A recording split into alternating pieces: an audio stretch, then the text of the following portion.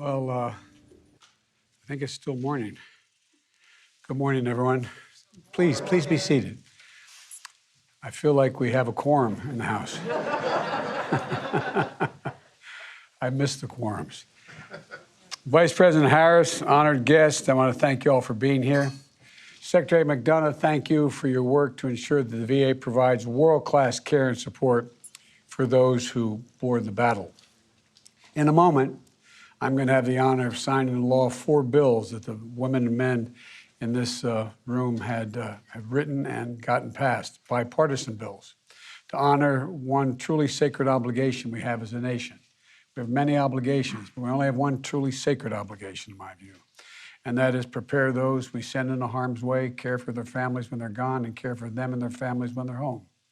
And that's a lifetime commitment. A lifetime commitment the nation owes to every one of our veterans. And it's one that I embrace as Commander-in-Chief. For me, for Jill, and for the entire Biden family, it's also personal. And it's a commitment that we are helping to keep today because of the leadership of the women and men in this room. The first bill I will sign requires the Government Accounting Office to assess whether there are disparities associated with race and ethnicity when it comes to VA benefits and disability ratings. The weapons of war and the nature of injuries they inflict don't differentiate based on race. And the type of disabilities our veterans carry with them don't differentiate based on race. So the claims approved and the benefits delivered should not differentiate either. We've heard from veterans of color who, upon returning home from their service, are treated differently from white veterans. This bill will help us understand how this happened, keep better records, expose the facts to the light of day, and allow us to do the necessary work of making sure that all of our nation veterans, all of them, are treated with equal dignity and equal equality throughout their entire time, with the consideration being no different based on race. And I want to thank and congratulate Senator Warnock, who's here in the room, who has been a moral leader in the U.S. Senate since he got here, and leading on this issue, as well as Representative Takano, who has done a yeoman's work in the House. The second bill I'll sign is the Higher Veterans Health Heroes Act. I want to thank Senator Hassan and Senator Braun and Representatives Rice and Latta for their work to help veterans find a way to continue to serve their country. In 2019, the Inspector General of the VA reported that staff shortages are one of the causes of the many problems we face in veterans care. And at the same time, with our military, there are nearly 200,000 dedicated, well-trained workers in nearly every area of healthcare: doctors, nurses, pharmacists, technicians, and physical therapists. They understand the health challenges our women and men in uniform face. 1,000, or actually 13,000 of them, separated from active duty every single year. And we can do more by helping the separated service members with backgrounds in healthcare continue their work in healthcare in the federal government at places like the VA. This bill directs the Department of Veterans Affairs to create a program to recruit military medical personnel who have less than a year left in their service to work in federal healthcare occupations. This new program will build upon existing efforts to create a pipeline for former military health professionals. For both our veterans and our military medical personnel, service isn't just what they do, it's who they are. This bill is going to allow those professionals to continue their service to each other and to our nation. And the third bill I will sign is the Colonel John M. McHugh Tuition Fairness and Survivors Act. For so many of our service members, their service to us is also about building a better life for themselves and for their families. And part of keeping our commitment to them means helping survivors get the education they need and to fulfill their dreams. This law ensures that surviving spouses and children of veterans who access the Survivors and Dependents Education Assistance Program are eligible for in-state tuition wherever they choose to go to school, whether they live in that state or not. I want to recognize Senator Tester and Moran, Representatives Trone and Moore, for their work they've done on this bill. I also want to recognize the very special guest, Kelly McHugh Stewart. Kelly, where are you? Kelly, thank you for being here. Thank you for being here. And she is the daughter of Colonel John M. McHugh for being here today. I want to thank her. Kelly, your dad was an American hero, but he wasn't the only one in the family as a hero. Your work to share your story, to advocate for other surviving families, and to turn loss into progress and understanding is heroic as well. So we thank you for it, really, thank you personally. The final bill I'll sign today is the Protecting Moms Who Served Act. The Senate was championed by Tammy Duckworth, a mom, a veteran, a senator, and Senator Susan Collins. It also was one of the pet projects that the vice president had when she was a United States senator, and sticks with her. I don't know how many times I've heard about what we have to do, and she's right. In the House, it was championed by a former nurse, Representative Lauren Underwood, and Representative Bill Bilirakis. And our country continues to have the highest maternal mortality rates in the developed world, which is hard. It's just, especially among Black and Native American women. For many years, Vice President Harris has led the fight to address this tragedy of maternal mortality in our nation.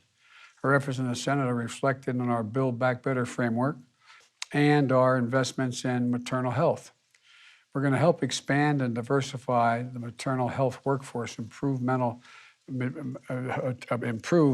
mental health, and bolster community-based programs, train providers, enhance research, and ensure maternal care is coordinated. As we continue that work, we recognize that women veterans, and there are more than 500,000 women veterans in this country, under the age of 40, they face additional maternal health challenges. They frequently have other health risks that can complicate pregnancy. For example, expecting moms with physical disabilities or with mental illness are much more likely to experience pregnancy-related complications and have their children prematurely. This bill will commission a comprehensive study of maternal health challenges facing veterans and will invest in maternal care coordination programs at the VA. It's an important step in making sure we meet the needs of American mothers who have served. Early this month, I commemorated Veterans Day at Arlington National Cemetery. On that solemn day, we lay a wreath and renew our oath. But keeping faith with American veterans required much more than laying wreaths or making more oaths. It requires acts. That's what you've done today, all of you, acts. That's why I'm so proud to sign these bills. May God bless you and may God protect our troops and their families. And now I'd like to invite the folks to the stage as I sign the first bill. Thank you very much.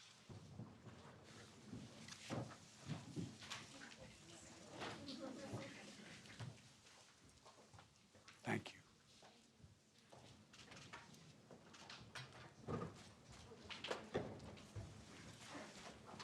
How are you doing, man? Good to see you.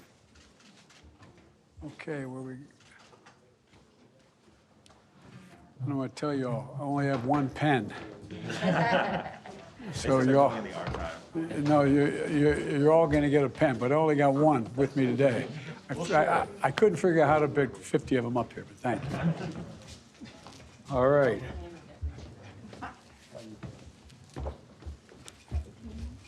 Congratulations. All right.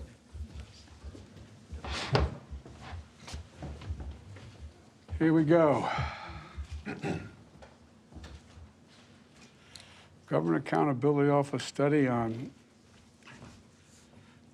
disparities associated with race and ethnicity with respect to certain benefits administered by the Secretary of Veterans Affairs.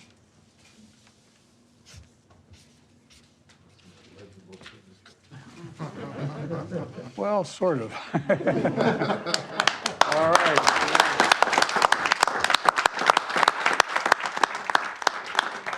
Okay, thank you, everybody. My mother would say, you're doing God's work. Thanks. Thank you. Hey, Pat, how are you, buddy? Good to see you. Hey, Big John. You're going to be here all afternoon. That'll be good. Good to see you, pal. Love you. How you doing? Family good? Okay. Dennis, hi, everybody. How are you? Good to see you. All right. Okay.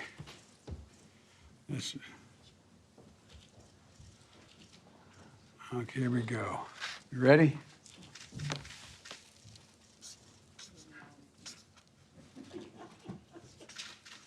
Okay. Thank you.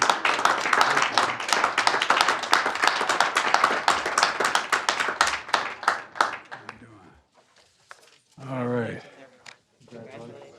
Thank you, thank you, thank you.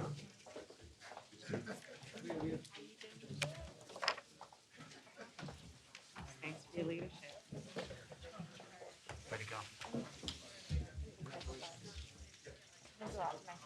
It means a lot to everybody that you did what you did. Seriously. You should be very proud. You got some great allies with you.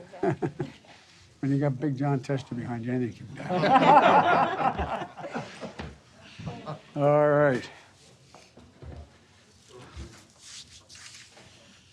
Here we go. Men title, well, I'm not going to read it all. We'll just sign it. All right.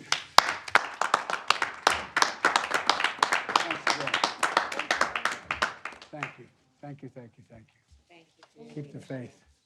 All right.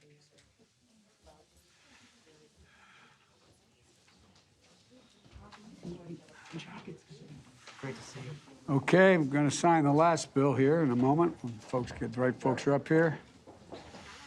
Protecting. Tammy, Mr. President, how are God you, love sir? you. How you doing? I'm good, thank you. You are good. You did it. You did it, you did it, thank you. I can't block this. Hey, it's good to see you, man. Always good to see Tester blocks out the sunlight. you. Tester brings a certain gravitas to it. He sure does, man. Now, the last bill, Protecting Moms Who Served Act of 2021. All right, here we go.